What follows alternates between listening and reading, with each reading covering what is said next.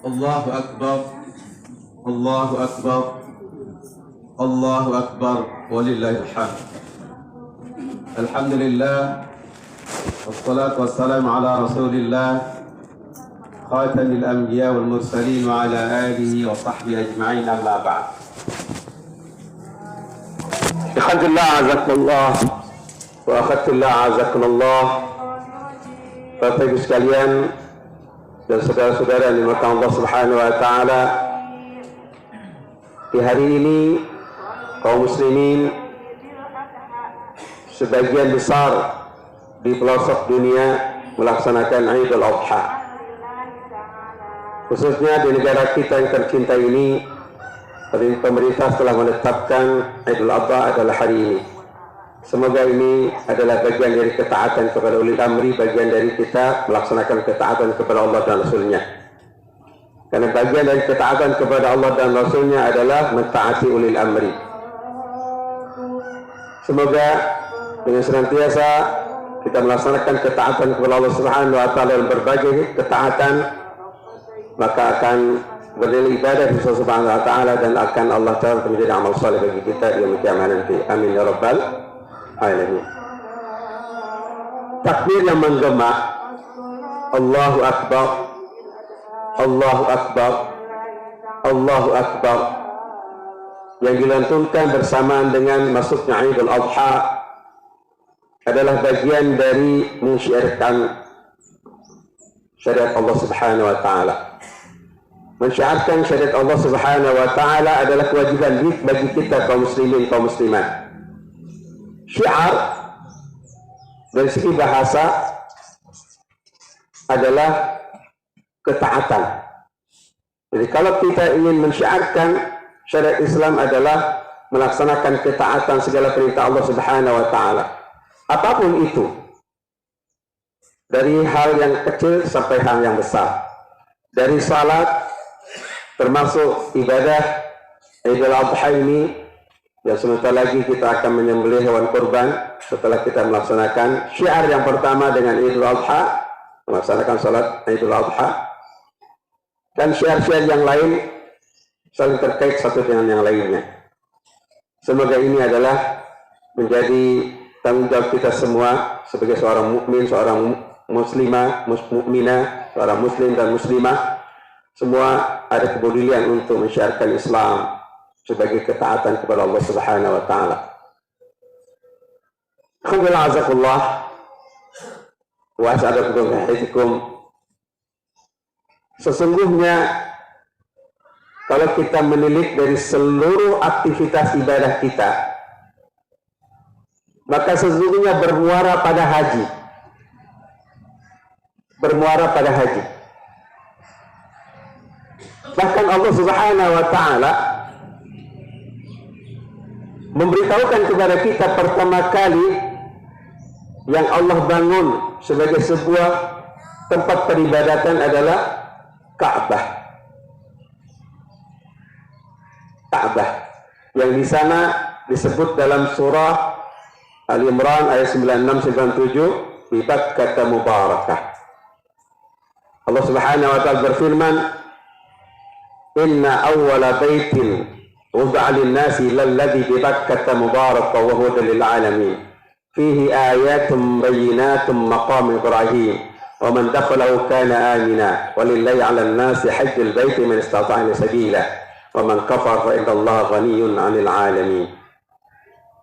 Inna awwala baitin, sesungguhnya yang pertama kali rumah yang didirikan untuk ibadah, wudi'a linnas, yang diperuntukkan, yang diletakkan atau diperuntukkan untuk manusia, yang sangat bermanfaat dan maslahah yang besar untuk manusia. Lalladzi Bakkah mubarakah, yang berada di Bakkah atau Makkah al-Mubarakah yang penuh dengan keberkahan. Bakkah dalam Al-Quran, para ulama menyebutnya Makkah, memaknai Bakkah adalah Makkah al-Mukarramah. Karenanya dari segi bahasa, Makkah berasal dari kata baka yabki, bukaan, menangis. Maka sesungguhnya orang-orang yang ingin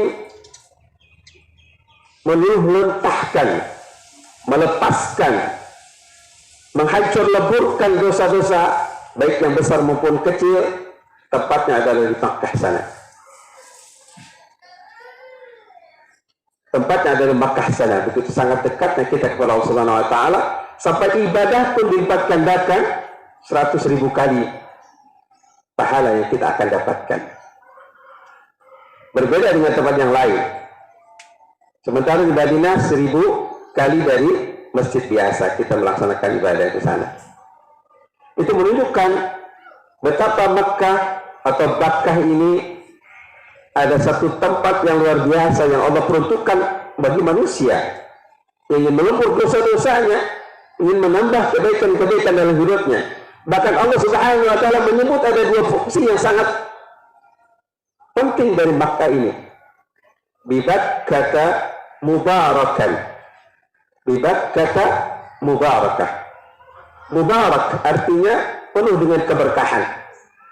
Bagi siapapun yang ingin mendapatkan keberkahan dalam hidupnya, maka tempatnya adalah di Makkah, tempatnya ada di Makkah.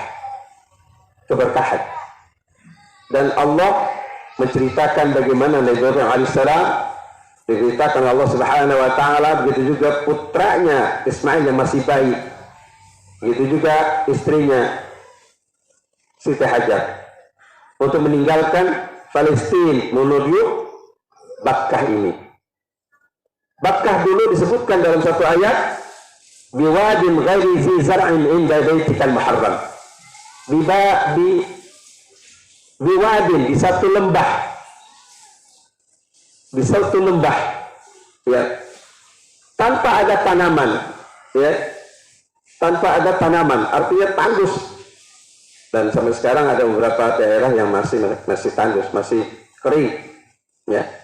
Inda baitikal muharram, di rumahmu yang dimuliakan Allah Subhanahu wa taala.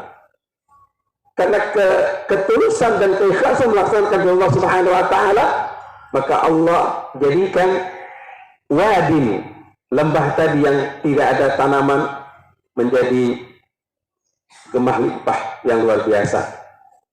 Di sana tanpa kita bisa pungkiri, buah-buahan apapun ada di sana. Yang kita lihat di depan kita, belimbing ataupun delima, kalau di sana disebut rumman, ya, juga ada kelapa, semuanya ada di sana. Bahkan pisang apapun ada. Subhanallah, melimpah. Karena doanya Nabi Ibrahim alaihissalam, Rabbi ij'al hadza baladan amina. Ya Allah, jadikan negeri ini penduduknya baladan amina, negara yang aman, tentram, sentosa. Warzuq ahlahu minat thamarati, ya, dan berikan rezeki kepada mereka berupa buah-buahan. Rizqan lahum, sebagai rezeki bagi mereka. Ini adalah satu doa yang dilontarkan oleh Nabi Ibrahim AS, dan Allah kabulkan. Maka semua buah-buahan yang ada di sini ada di sana. Makanan apa yang tidak ada di sana, yang ada di sini semuanya ada. Subhanallah. Padahal tanahnya tandus. Hanya beberapa tempat yang dingin. Taif dingin. Di Mekah hanya sedikit, dekat di Mekah. Madinah mungkin Tabuk, ada dekat pantainya, ada di sana. Ya, hampir semuanya masih berupa batu-batuan, tanah-tanah yang tandus, masih berupa wadin, lembah-lembah yang tandus. Tapi Allah berikan rezeki yang luar biasa. Makanya Allah katakan bibat kata mubarakan, yang penuh dengan keberkahan. Siapapun yang tinggal di sana, Allah berikan keberkahan dalam hidupnya. Yang ingin mencari keberkahan, datanglah ke sana. Karena ada satu hadis yang menceritakan tentang ini. Rasul mengatakan, tabi'u bainal hajj wal umrah, fa innahuma yanfi'an al-faqr wal dhunub kama yanfi al-qil khabath al-hadid wal dhahab wal fiddah. Tabi'u, inilah, sertakanlah bainal hajj wal umrah, antara pelaksanaan ibadah haji dan umrah. Artinya, kalau sudah kita melaksanakan haji, laksanakan umrah. Jika sudah kita melaksanakan umrah, laksanakan haji. Fa'innahuma, langsungnya haji dan umrah itu yang datang ke Makkah sana untuk melaksanakan ibadah. Fa'innahuma, langsungnya ibadah haji dan umrah itu yanfi'anil faqra, bisa menghapus ke segala kefakiran, kemiskinan, menghilangkan kefakiran, kemiskinan, wal dzunub, dan dosa-dosa. Kama yanfil kiru khabathal hadid wal dhahab wal fiddah, sebagaimana alat pandai besi yang mengeluarkan api, kir tersebut dalam hadis, ya, alat pandai besi itu bisa menghapus segala karatan-karatan yang ada pada besi, karatan yang ada pada emas, dan karatan-karatan yang ada pada perak. Ini hadis Rasulullah menunjukkan kepada keutamaan dari kota Makkah.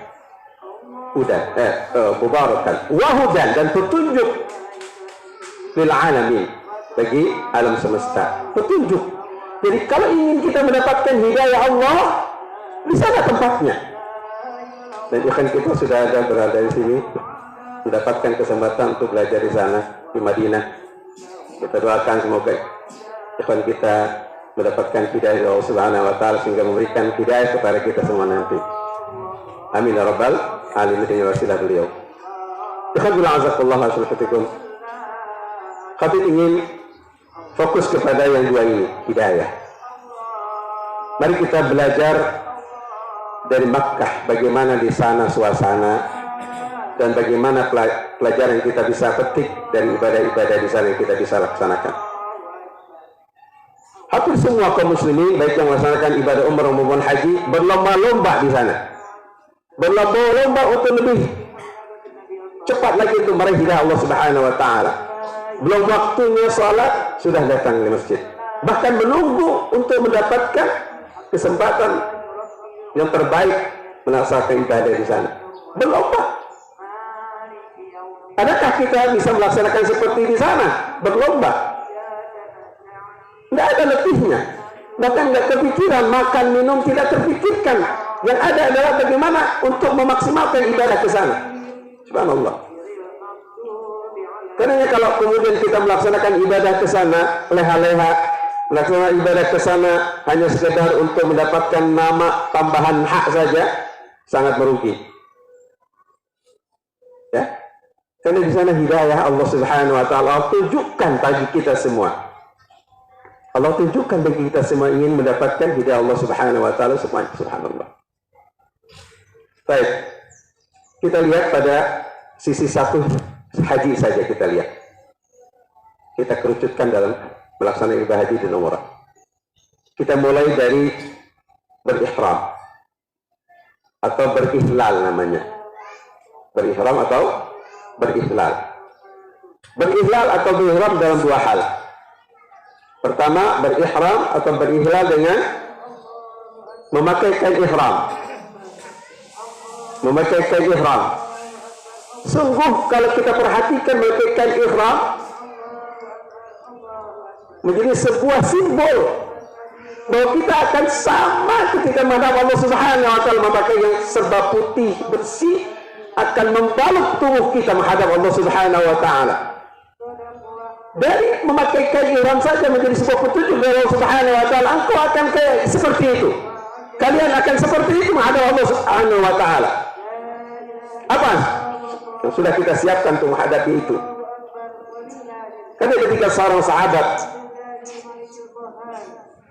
bertanya kepada Rasulullah, mata sa'ah, kapan kiamat tiba? Rasulullah tidak menjawab kapan kiamat tiba ini dan itu, tapi dengan sebuah pertanyaan lagi, ma'adatta laha, ma'adatta laha, abang sudah persiapan untuk menghadapi kiamat? Sama dengan kematian.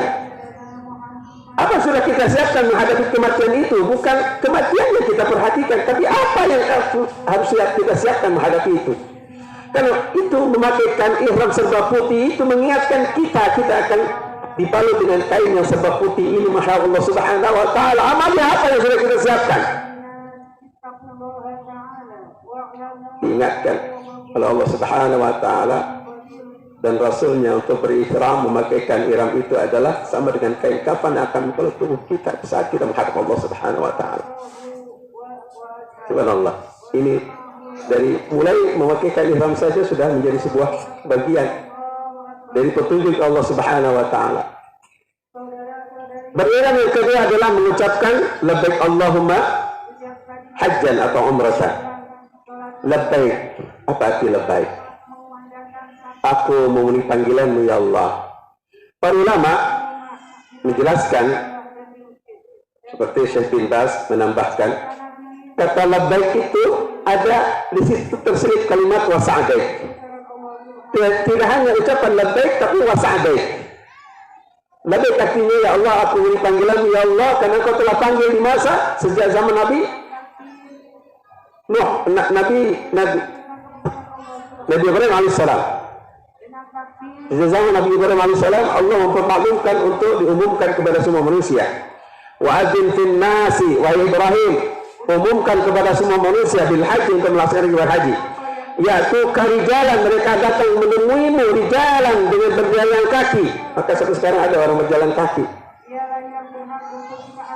di jalan. Wa ala kulli dhamirin, atau di atas unta yang sangat kurus. Ya'tuna min fajjin amiq, mereka datang dari seluruh penjuru, min fajjin amiq, dari tempat yang sangat dalam, yang sangat terpencil, akan datang menemui untuk melaksanakan ibadah haji. Hafal.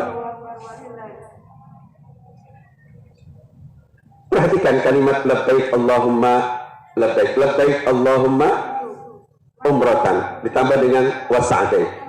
Sa'daik artinya aku siap untuk membuat senang. Aku ingin melaksanakan ibadah ini agar engkau senang ya Allah. Kalau ucap labbaik atau labbaik Allahumma umratan, Allah labbaik Allahumma jan wa sa'daik, sungguh kita berusaha untuk melaksanakan ibadah dengan sebenar-benarnya. Karena ibadah itu syaratnya bisa diterima dengan dua syarat. Pertama, as-shawab, yang benar sesuai dengan tuntunan syariah, tuntunan Rasulullah SAW, bagaimana Rasulullah melaksanakan ibadah. Tentang haji Rasulullah mengatakan, khudhu anni manasikakum, ambillah dariku cara hajimu. Dengan hadis yang mulia ini menunjukkan betapa untuk bisa menentukan haji ini sah atau tidaknya, benar atau salahnya, adalah petunjuk Rasulullah SAW. Karena Rasulullah mengatakan, khudhu anni manasikakum, ambillah dariku cara ibadahmu, cara ibadah hajimu. Menunjukkan tidak boleh kita melaksanakan ibadah haji tanpa tuntunan Rasulullah SAW. Dan ternyata tidak hanya haji, semua ibadah itu harus berlandaskan pada as-shawab, yang benar sesuai dengan tuntunan syariah Rasulullah SAW. Bahkan Allah sendiri yang mengatakan dalam surah An-Nisa ayat 80, man ata'ar rasul faqad ata'allah, barang siapa taat kepada Rasul maka dia taat kepada Allah. Man yuta'ir rasul faqad ata'allah, barang siapa taat kepada Rasul maka dia taat kepada Allah. Ini ayat yang menunjukkan Allah memerintahkan kita untuk taat kepada Rasul bagaimana melaksanakan ibadah. Maka jangan sekali-kali melaksanakan ibadah tanpa tuntunan. Syarat yang pertama ini yang penting, as-shawab, yang benar. Enggak boleh ada improvisasi dalam ibadah. Enggak boleh ada dalam ibadah itu, oh sama maunya saya begini. Enggak ada. Harus berdasarkan tuntunan yang dibawa oleh Rasulullah SAW, bagaimana beliau melaksanakannya. Ini yang pertama syarat. Yang kedua adalah ikhlas karena Allah Subhanahu wa taala. Ikhlas karena Allah Subhanahu wa taala, betul-betul murni tujuan kita hanya kepada Allah dan hanya untuk Allah semata. Karena kita akan kembali kepada Allah, maka tujuan dalam ibadah pun adalah untuk Allah semata. Ibadah tidak hanya melulu salat, ibadah tidak melulu saum, ibadah tidak melulu dengan baca Al-Quran, ibadah tidak melulu dengan zikir dan doa. Dalam segala aktivitas kita, jika kita lakukan ada tuntunannya dari Rasulullah SAW, Allah meridainya, Allah mencintainya, maka itu adalah ibadah. Termasuk kita kumpul di sini, saling bersilaturahim untuk melaksanakan ibadah ini. Banyak amal-amal saleh yang bisa kita lakukan. Pertama, dengan ziarah, saling berkunjung, saling bertemu, bertatap muka, tabassum, ya, dengan saling senyum antara kita, ya, biwajhin talqin, dengan wajah yang berseri-seri, adalah bagian dari ibadah sedekah kita. Ya, mendengarkan khutbah seperti ini adalah bagian dari ibadah semuanya. Subhanallah. Apa artinya ini? Kita mengukir semua ibadah-ibadah dan segala aktivitas kita, sehingga jangan sampai kemudian terlewatkan satu detik pun kecuali untuk kita ibadah kepada Allah Subhanahu wa taala. Baik, kembali ke bahasan tadi. Ini sifat yang pertama yang bisa kita pahami, berihram. Lalu kita ucapkan setelah labbaik Allahumma umratan atau labbaik Allahumma hajjan dengan bertalbiyah. Labbaik Allahumma labbaik, labbaik la syarika laka labbaik, innal hamda wan ni'mata laka wal mulk la syarika lak. Ini bagian zikir kepada Allah Subhanahu wa taala. Tidak hanya bertalbiyah saja, boleh berzikir yang lain, baca Al-Quran boleh. Tapi yang utama adalah dengan bertalbiyah. Kenapa penting bertalbiyah? Ada satu hadis yang terkait dengan ini. Orang yang senantiasa bertalbiyah ketika melaksanakan ibadah haji, saat memakaikan ihram, lalu kemudian ia wafat di saat melaksanakan ibadah haji atau di saat ia melaksanakan ibadah umrah, khususnya melaksanakan ibadah haji, saat melaksanakan ibadah haji memakaikan ihram, wafat, maka di yaumul qiyamah nanti dia akan dibangkitkan di kuburnya. Di saat dibangkitkan dia bertalbiyah, fa innahu yub'atsu yaumal qiyamati mulaqqiyan. Di saat dibangkitkan dari kuburnya dia bertalbiyah. Apa artinya? Di kubur pun dia bertalbiyah, labbaik Allahumma labbaik, labbaik la syarika laka labbaik. Luar biasa keutamaan orang melaksanakan ibadah haji. Ibadah ini tidak terputus di saat dia wafat sampai kiamat, dicatat menjadi amal ibadah. Subhanallah. Labbaik Allahumma labbaik. Dan kalimat labbaik Allahumma labbaik ini bisa kita aplikasikan dalam kehidupan kita, tidak hanya di saat kita melaksanakan ibadah haji saja. Apa artinya labbaik? Tadi yang Anda sebutkan. Ya Allah, aku siap melaksanakan perintahmu, panggilanmu aku akan laksanakan. Panggilanmu apapun akan aku laksanakan.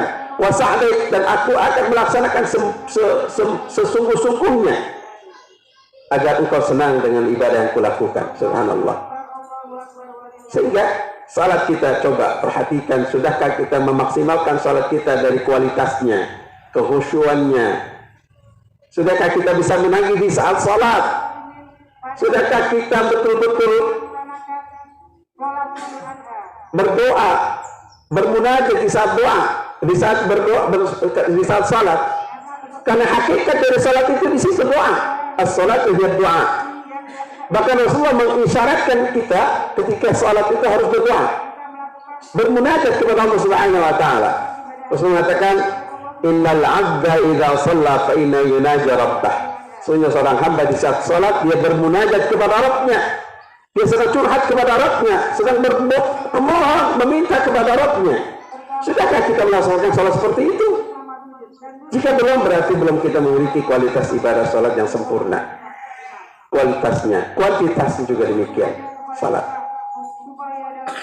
Subhanallah. Ya, berihram.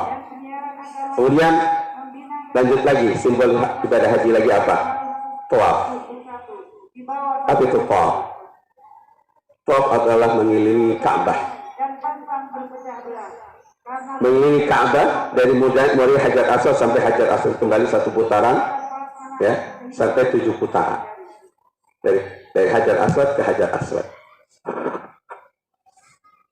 Penting untuk kita pahami, saat kita beristilam, memulai tawaf, mengangkat tangan bagi yang tidak memegangnya, tanpa harus mencium tangannya.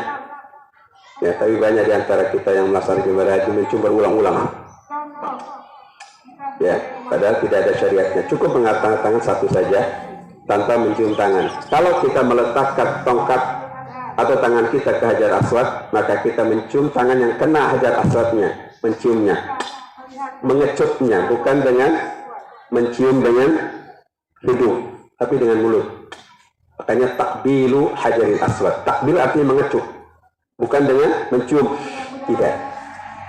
Kalau dirasa wangi, memang setiap seminggu sekali dikasih minyak wangi, minyak kasturi, ya pantas kalau wangi, ya. Kita pun kalau memakai wangian, wangi, ya. Jadi yang disunahkan adalah mentakbil, mengecup. Tangan yang kena hajar aswad kita kecup, tongkat yang kita kenakan hajar aswad kita kecup. Kalau kita tidak bisa meletakkan tangan kita atau tongkat kita cukup dengan isyarah, maka tidak perlu mencium tangannya. Penting apa yang dijelaskan oleh Ibnu Abbas radhiyallahu anhu dan Ikrimah radhiyallahu anhu saat istilam, maka sesungguhnya orang melaksanakan tawaf dimulai dengan istilam saat berada di hajar aswad.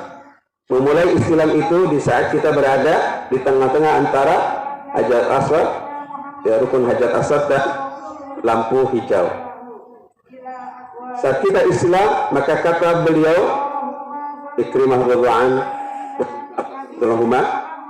adalah kita berikrar, bersumpah setia kepada Allah untuk melaksanakan perintah apapun yang Allah perintahkan kita laksanakan, dan apa yang contohkan Rasulullah kita laksanakan. Maka juga mengucapkan Bismillah Allahu Akbar. Maka sesungguhnya seorang yang melaksanakan tawaf di awal pertama kali dia istilah sampai memulai dari kedua, ketiga terus beristilah, dia berikrar, berjanji setia kepada Allah Subhanahu wa taala untuk melaksanakan apapun yang Allah perintahkan, dan apa yang Rasulullah contohkan dia laksanakan. Subhanallah. Jika memahami ini dengan istilah tadi, sungguh kita akan bersungguh-sungguh melaksanakan ibadah. Dan kita praktekkan dalam kehidupan sehari-hari. Belajar dari haji untuk kita praktekkan dalam kehidupan sehari-hari. Sehingga dalam melaksanakan ketaatan kepada Allah Subhanahu wa taala tanpa banyak fikir. Tanpa banyak fikir dan tanpa banyak pertimbangan. Sami'na wa ata'na. Kami dengar, kami taat. Tidak ada pilihan. Sami'na wa ata'na. Dengar ayat Al-Quran begini, kita laksanakan. Dengar perintah dari Rasul, kita laksanakan. Tanpa berpikir panjang. Itulah yang dilakukan oleh para nabi. Semua begitu. Ketika Nabi Musa alaihissalam diberitakan Allah Subhanahu wa taala menghadapi Firaun. Padahal Nabi Musa alaihissalam dan Nabi Harun alaihissalam merasa takut menghadapi Firaun. Tapi Allah katakan, hadapi mereka, hadapi Firaun. Hadapi Firaun. Sampai Allah katakan, ya, faqula lahu qawlan layyina. Katakan kepada keduanya, katakan wahai kalian berdua kepada Firaun, qawlan layyina, perkataan yang lemah lembut. Sekalipun menyampaikan dengan lemah lembut, rasa kekhawatiran Nabi Musa masih muncul pula. Tapi Allah menenangkan dengan kalimat, innani ma'akum, maksudnya aku bersama kalian berdua. Asma'u wa ara, aku akan mendengar dan akan memperhatikan apa yang kalian alami. Apa yang dilakukan oleh Nabi Musa alaihissalam, apa yang dilakukan oleh Nabi Harun alaihissalam, Allah perhatikan dan Allah mendengar. Subhanallah. Di sini ya Assalamualaikum. Sami'na wa ata'na, ini penting dalam melaksanakan ketaatan kepada Allah Subhanahu wa taala. Jangan banyak berpikir panjang. Itu mencontoh dari perjalanan ibadah haji. Baik. Tawaf. Ternyata tawaf itu pun dijelaskan oleh Ali bin Abi Thalib. Dalam tafsir Al-Maraghi ada kutipan dari Imam Al-Maraghi. Ya. Kata Ali bin Abi Thalib, tawafnya orang-orang melaksanakan ibadah umrah atau haji di Maqaf, di tempat tawaf di Ka'bah, sejalan terus dengan para malaikat yang tawaf di Arsy. Kata Ali bin Abi Thalib, satu ulangi, orang-orang melaksanakan tawaf mengelilingi Ka'bah, tawaf di Ka'bah, ada segaris lurus dengan para malaikat yang tawaf di Arsy. Dan tersebutkan dalam surat Al-Mu'min ayat 7 dan sampai ayat 9. Alladzina yahmiluna al-arsya wa man hawlahu yusabbihuna bihamdi rabbihim wa yastaghfiruna. Ya. Para malaikat yang ke Arsy, wa man hawlahu, dan orang-orang yang berada di sekelilingnya, makhluk-makhluk yang berada di sekelilingnya, malaikat-malaikat yang berada di sekelilingnya, yang dimaksud adalah tawaf di Arsy. Yusabbihuna bihamdi rabbihim, mereka bertasbih dengan memuji Allah Subhanahu wa taala. Wa yastaghfiruna lil ladzina amanu, dan mereka mohon ampunan kepada Allah Subhanahu wa taala untuk orang yang beriman. Mereka memohon ampunan kepada Allah Subhanahu wa taala untuk orang beriman. Kata Ali bin Abi Thalib, kalimat para malaikat memohon ampunan kepada Allah Subhanahu wa taala untuk orang beriman adalah untuk orang-orang yang sedang tawaf. Orang yang sedang tawaf didoakan oleh malaikat. Kalau orang-orang yang sedang tawaf memohon kepada Allah ampunan, maka para malaikat memohon ampunan pula untuknya kepada Allah Subhanahu wa taala. Kalau hamba-hambanya sedang tawaf memohon rezeki kepada Allah, maka para malaikat memohon ampunan, memohon kepada Allah Subhanahu wa taala agar diberikan rezeki yang melimpah. Subhanallah. Doa. Baik, kita lanjut simbol yang lain.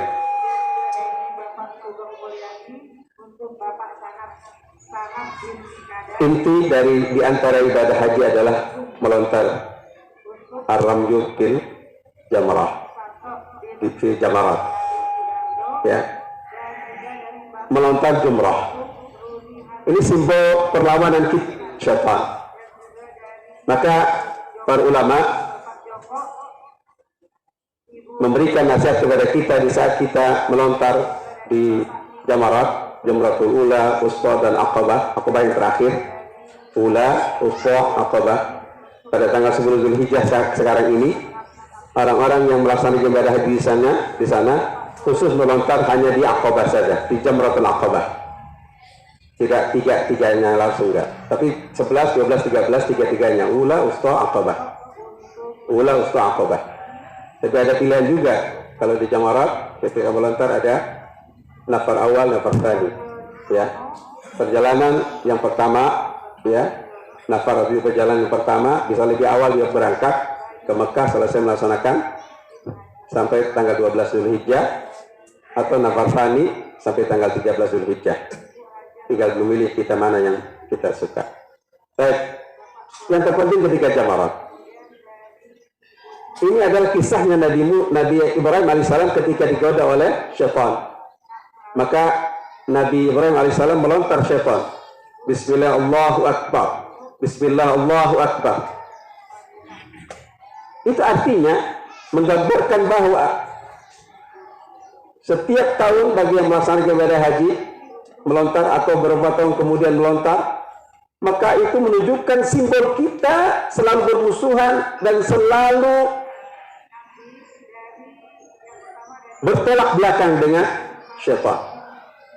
Dan Allah Subhanahu wa taala menyebutkan dalam surat Fatir di ayat 6. Allah sebutkan, ya, inna syaitana lakum aduwwun fattakhidhu aduwwa. Ya, syaitan adalah musuh bagi kalian. Fattakhidhu aduwwa, jadikan dia sebagai musuh selamanya. Jadikan dia menjadi musuh selamanya. Dan hebatnya syaitan menggoda manusia dari segala hal, dari segala penjuru. Kalau dari arah mata angin, dari kanan, dari kiri, dari depan, dari belakang, dari semua penjuru ditingkar oleh syaitan. Kanan ke kiri ada syaitan, depan ada syaitan, belakang ada syaitan. Subhanallah. Makanya Ibnu Qayyim al-Jauziyah mengingatkan dalam kitab Talbisul Iblis, tidak ada satupun yang tidak bisa yang bisa keluar dari jebakan syaitan. Karena semua lingkup kita selalu ada syaitan. Di antara langkah-langkah syaitan dalam mengganggu manusia dan menggoda manusia, menyesatkan manusia, di antaranya tazyinul batil, menghiasi dalam pikiran dan kita indah segala kebatilan yang ada, segala kemaksiatan yang ada terasa indah, sehingga tidak ada satupun orang yang bisa lepas dari jebakan syaitan, karena semua terasa indah kemaksiatan itu. Tidak ada maksiat yang tidak indah, tidak ada maksiat yang tidak kita sukai, tidak ada maksiat yang kita benci, kecuali dengan hidayah Allah Subhanahu wa taala. Dengan keimanan yang Allah tanamkan dalam diri kita, Allah kuatkan iman kita, maka akan muncul rasa kebencian terhadap kemaksiatan. Sehingga koreksi pada diri kita, introspeksi dari kita. Apakah kita masih suka dengan kemaksiatan? Apakah kita masih senang dengan kemaksiatan? Berarti iman kita turun. Dan Allah tidak menumbuhkan rasa kebencian terhadap kemaksiatan tersebut. Karena menumbuhkan rasa kebencian itu Allah Subhanahu wa taala. Menguatkan iman adalah Allah Subhanahu wa taala. Tazyinul batin, ini yang pertama. Yang kedua, langkah syaitan dalam menyesatkan manusia adalah al-idlal bitadarruj. Penyesatannya lewat tadarruj, perlahan-lahan tapi proses. Tidak ada manusia melakukan kemaksiatan langsung maksiat yang besar. Itu mulai proses. Tidak ada orang berzina langsung berzina, tapi mulai proses. Makanya Allah Subhanahu wa taala mengingatkan kepada kita, la taqrabuz zina, jangan kalian dekati zina. Zina saja haram jelas. Mendekatkan itu pun haram. Mendekat ke arah zina. Jangan ada celah-celah untuk kemudian kita terjebak dalam perbuatan zina. Proses tadi. Tidak ada. Ya. Dan yang lebih indah lagi, yang lebih parah lagi, syaitan mampu masuk ke dalam ruang lingkup kehidupan kita, sifat-sifat diri kita ada kesamaannya dengan sifat syaitaniyah pada diri kita. Al-ghadab, rasa marah. Rasa marah tidak ada di antara kita yang tidak pernah marah. Pernah? Enggak pernah marah? Atau enggak sampai sekarang enggak pernah marah? Rasanya hampir tiap hari marah ya. Fa'innal ghadaba minasyaitan. Sebenarnya syaitan, rasa marah itu dari syaitan. Iri, dengki, itu sifat-sifat syaitan.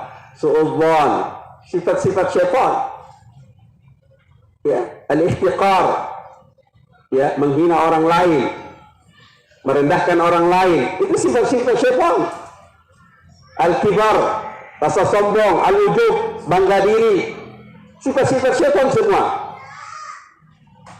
Ya, Masya Allah. Ittiba'ul hawa kita hawa nafsu,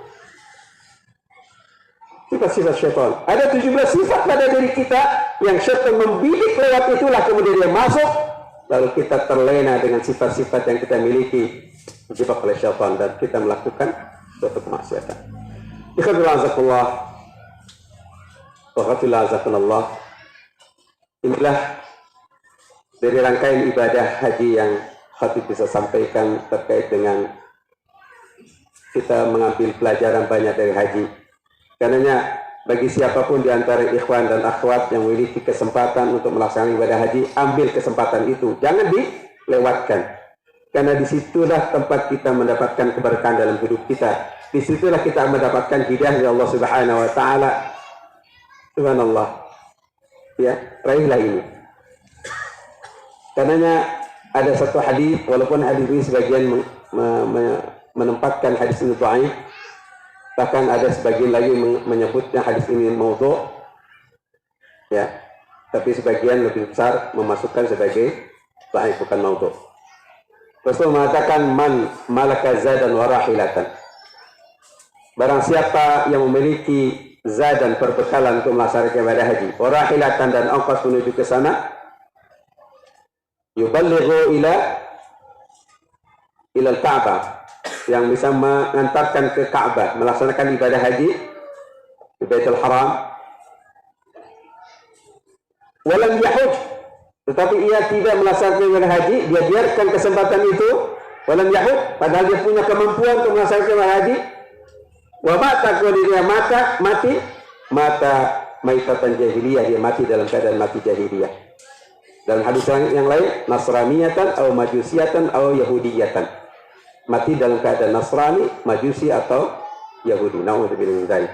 Karenanya khatib menghimbau kepada ikhwan sekalian dan akhwat yang memiliki kelamahan rezeki, jangan ditunda-tunda. Jangan ditunda-tunda kesempatan yang Allah berikan untuk mendapatkan keberkahan dalam hidup kita, dan hidayah Allah Subhanahu wa taala ini adalah yang sangat kita butuhkan dalam kehidupan kita. Untuk itu mari kita pada akhir khutbah ini kita berdoa kepada Allah Subhanahu wa taala, kiranya Allah memberikan kemudahan bagi kita untuk melaksanakan perintah-perintahnya, menjauhkan larangan-larangannya, dan kita senantiasa mengambil hikmah dari ibadah-ibadah yang kita lakukan, sehingga kita senantiasa mendapatkan tuntunan dari Allah Subhanahu wa taala untuk bisa istiqamah di jalannya. Mari kita berdoa kepada Allah Subhanahu wa taala. Allahumma shalli ala Muhammad وسلم ورضي الله تعالى عن كل صحابة الرسول أجمعين والحمد لله رب العالمين. اللهم إنا نسألك بأننا نشهد أنك أنت الله. اللهم إنا نسألك بأننا نشهد أنك أنت الله لا إله إلا أنت الأحد الصمد الذي لم يلد ولم يولد ولم يكن له كفوا أحد. اللهم اغفر لنا خطيئاتنا وإسرافنا في أمورنا وما أنت أعلم به منا. اللهم اغفر لنا ما قدمنا وما أخرنا وما أسررنا وما أعلنا وما أنت أعلم به منا. أنت المقدم وأنت المؤخر وأنت على كل شيء قدير. اللهم أصلح لنا ديننا الذي هو عصمة أمورنا. اللهم أصلح لنا ديننا الذي هو عصمة أمورنا وأصلح لنا دنيانا التي فيها معاشنا وأصلح لنا آخرتنا التي إليها معادنا واجعل الحياة زيادة لنا في كل خير واجعل الموت راحة لنا من كل شر. اللهم إنا نسألك من الخير كله عاجله وآجله ما علمنا منه وما لم نعلم. اللهم إنا نسألك من الخير كله عاجله وآجله ما علمنا منه وما لم نعلم ونعوذ بك من الشر كله عاجله وآجله ما علمنا منه وما لم نعلم. اللهم إنا نسألك من خير ما سألك عبدك ونبيك ونعوذ بك من شر ما عاذ منه عبدك ونبيك. اللهم إنا نسألك الجنة وما قرب إليها من قول أو عمل ونعوذ بك من النار وما قرب إليها من قول أو عمل ونسألك أن تجعل كل قضاء قضيته لنا خيرا. اللهم اهدنا صراطك المستقيم. اللهم اهدنا صراطك المستقيم. اللهم اهدنا صراطك المستقيم صراط الذين أنعمت عليهم من النبيين والصديقين والشهداء والصالحين وحسن أولئك رفيقا. اللهم جنبنا صراط أصحاب الجحيم. اللهم جنبنا صراط أصحاب الجحيم. اللهم جنبنا صراط أصحاب الجحيم صراط المغضوب عليهم ولا الضالين صراط المغضوب عليهم والضالين. اللهم أرنا الحق حقا.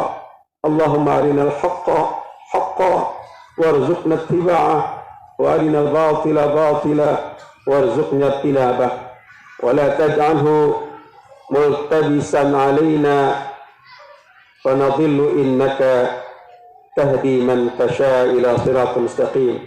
ربنا تقبل منا صلاتنا وصيامنا وقيامنا وتخشعنا وتضرعنا وتعبدنا وتمن تقصيرنا يا أرحم الراحمين. ربنا آتنا من لدنك رحمة وهيئ لنا من أمرنا رشدا. ربنا آتنا في الدنيا حسنة وفي الآخرة حسنة وقنا عذاب النار. وصلى الله على خير خلقه محمد وعلى آله وصحبه أجمعين والحمد لله رب العالمين. السلام عليكم ورحمة الله وبركاته.